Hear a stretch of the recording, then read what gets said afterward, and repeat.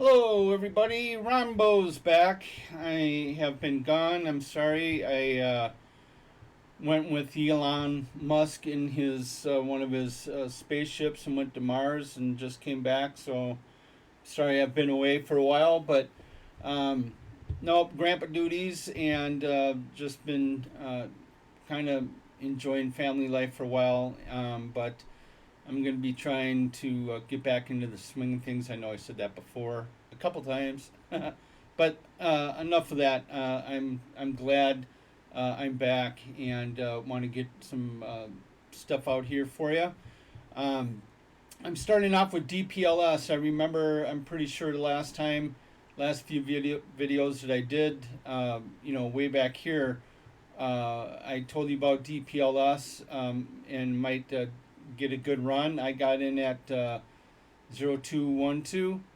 Um, as soon as it broke, this candle right here, I got in, consolidated, and a rip.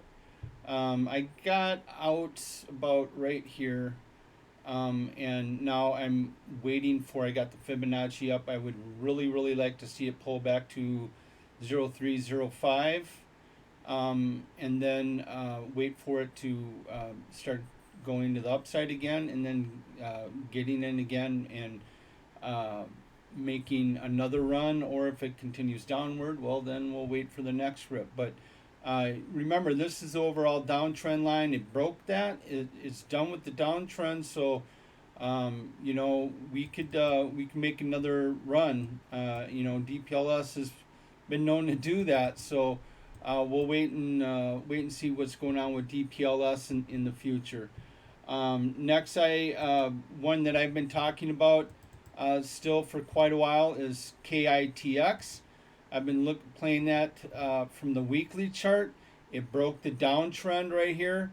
It's rounding up a little bit, so I'm waiting for it to kind of just about. Let's see if I can make. I'll do it right now. Um, this range zone about right here, I would say. Okay, so I want to buy at the lower end of this, or even if it goes dips below it, and then sell when it comes out, unless you start seeing higher highs and higher lows. Um, but KITX, again, it did break the downtrend, and now it looks like it's retracing a little bit. And now this is the weekly chart, guys. So each candle's a week. So, but I'm thinking after it might range here for a little bit, but once it breaks this area, if you could wait and buy it below this range here, at 002, it might be good to get some date night money in. And if it breaks this, add and let it rip. That's something that I'm waiting for with KATX. A new one that I have is Bark, BARK. This is very interesting. This is the 3-year weekly right here. I have price targets. But what I'm excited about here is this, on the weekly it doesn't look like it, but it formed a nice cup and handle.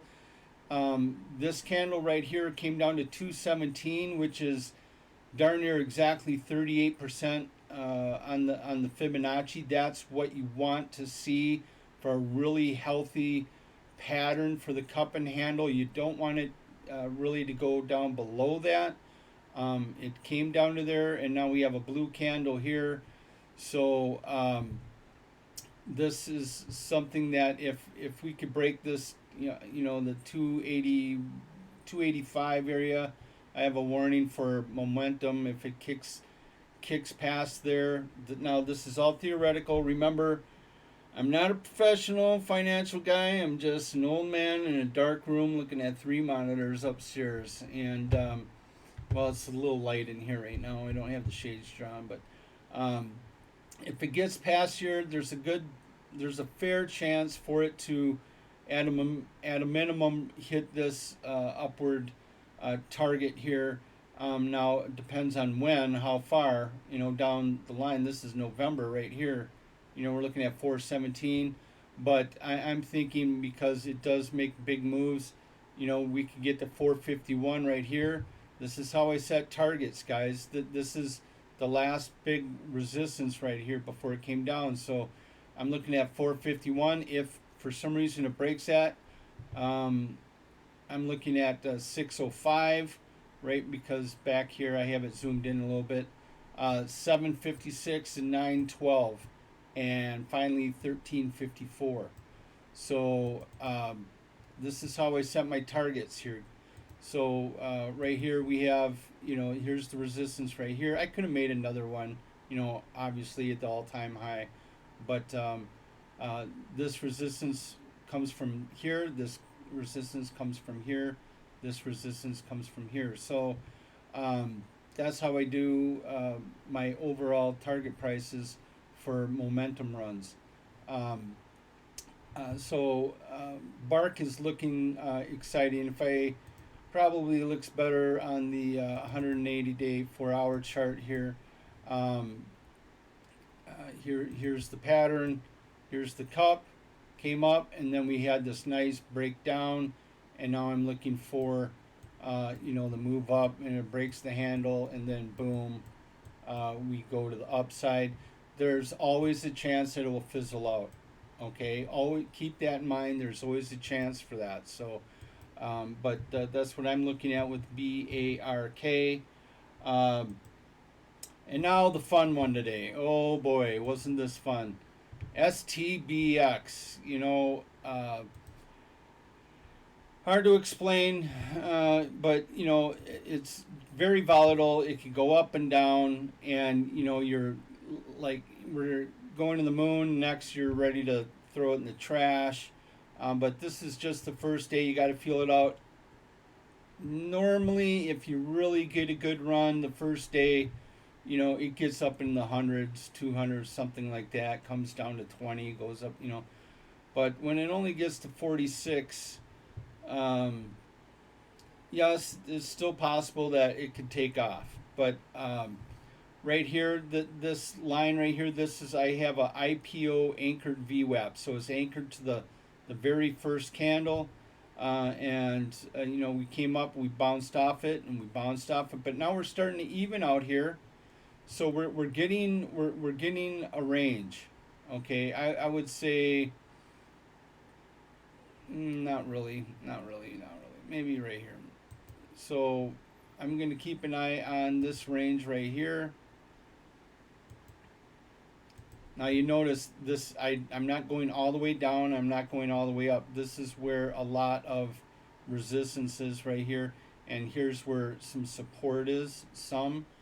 What you'll see is in range trading, usually breakouts don't happen and they usually fail. So see, it failed here, breaks down, the downward break fails, it fails again, then ranges to the upside, and but now we're kind of hovering. So this would be kind of nice to see a break to the upside, maybe break the IPO VWAP, and see what happens tomorrow with STBX. We're not out of the woods yet. It's not exactly done by any stretch. This is the first day. So I got in after this big pullback and come back here. I played momentum, got stuck, and I'm down. So I'm down here also. Maybe averaging down. If we stay in this range and come back down and bounce off, maybe I might get some at 11. And we'll see how that goes with that. But there's no data in the past to play with. So, but obviously, the deviations are going down. So we're in a downward pattern.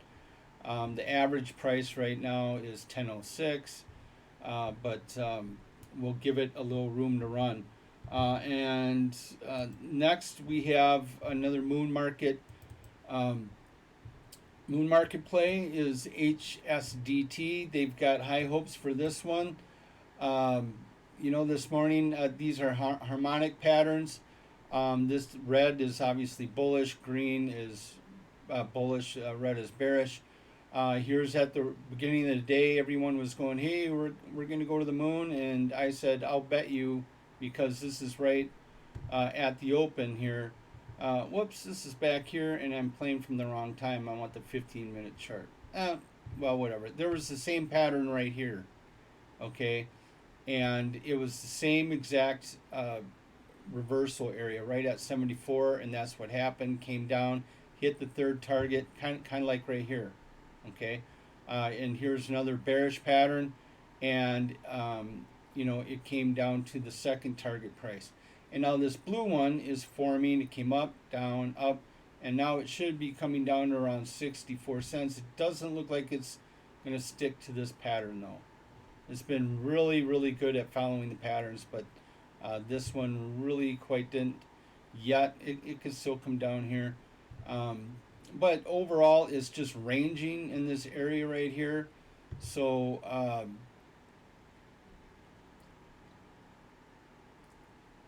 yeah, around 7141 down to 6377. And then you have a breakout that failed, another breakout that failed. And now, as we're still going, it's it's getting up to 0.725 again. After hours, this could make another run. Doesn't make sense to me. It's kind of a bearish flag here, so I wouldn't still be surprised if it did come down to this area either tonight or tomorrow, tomorrow morning. If it does get down in here, I'm expecting a good day for HSDT tomorrow. Overall, in the long run on the daily chart, these are the weekly deviations put onto the daily chart. And if you notice, look how they're squeezing together. That's a sign of a squeeze. Now, a squeeze doesn't necessarily mean it's going to squeeze up. It can squeeze to the downside. Here's the squeeze right here, and look what happened. Okay, but it looks like it's pretty much flattening out right here. I call this the zombie state. So, I would not be surprised if we come up and hit at least this target of 264. If it breaks that, where we could get to the 540s. I'm not saying that's going to happen, but there's a possibility if it does make a break that way. So that's what I have for HSDT. And last but not least, my good old SPY. This is pure craziness, I know, but this is setting up a big, big bear pattern here. Let me get some of this stuff out of here so we could look at it with some certain sanity. So we had the big move down, move up, down, made this pattern. This is a reversal zone, and this is also the downward trend, and this is the big downward trend right here. That's why I called back from 362. I called it all the way up to 431 or 430. So I was off by $1.73. Sorry, and then kissed off it, and now I honestly think, we might have, update here and there, but I think we're going to be coming down to 375. I would not be surprised if it did that. So I've got puts on it for another week or so out, and doing quite well in them. So you guys, that's just what I think is going to happen. It could come back up and break this downtrend line right here, and we're off to the races. But overall, we're in a bearish market still. As long as we're below this downtrend line, we are in a bearish market, and so I go with the market, and it's treating me very, very nicely. So I would just be careful if you're thinking about getting calls, unless you're just going to scalp for 10 15-minute run or something like that, because I honestly think really that we're coming down to the 380 area, at least the 400 area, for other reasons. But let's see here. I will show you what helps me with really looking at how the market is. I have the 180-day 30-minute chart, and then I put on the 10-minute SMA, and I have the 50-minute SMA, or well, the 50 SMA, okay, and the 10. When the 10 is above the 50, we're we go long, okay. We be very careful on downtrends when it's above when the 10 is above the 50. I mean, look how strong that move was, okay. And then we flattened out, and now we start seeing the 50 go down, and the 10 crosses under the 50. That is, and look what happens, two gap downs, right? So as long as we're underneath here, I'm all I'm doing is puts. I ignore the calls. I wait for a pullback, and then I get in puts. Boom. That's basically where I got in. What do I have? I've got the 400s. So I'm happy as a clam here. So that's what I'm looking at with the SPY. I hope you guys did really well today. Glad to be back, and you guys have a good night, and we will see you tomorrow. Bye.